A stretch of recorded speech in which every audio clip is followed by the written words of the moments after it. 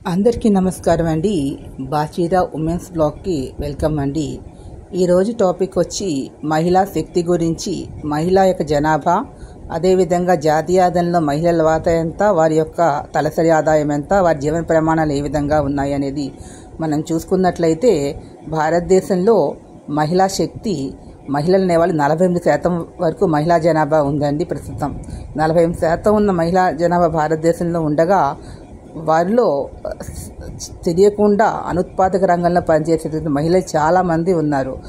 మనకి లెక్క ప్రకారం తీసుకుంటే కేవలం 18% మందే మనం పనిచేస్తూ ఉన్నారు అనుకుంటున్నాం. కానీ జీతం లేకుండా, ఎటువంటి రూపాయి కూడా ఆశించకుండానే వాళ్ళ యొక్క శ్రమ శక్తిని ఇంట్లో వినియోగిస్తున్నారు. అనేక కార్యక్రమాల్లో వాళ్ళు వినియోగిస్తూ ఉన్నారు. కానీ దానివల్ల వారు ఏ విధంగా కూడా ఆదాయాన్ని పొందటం లేదు. కాబట్టి మహిళలకి, అదేవిధంగా జాతీయ ఆదాయంలో కూడా వారి వాటా చాలా 18%గా ఉంది, చాలా తక్కువగా ఉంది.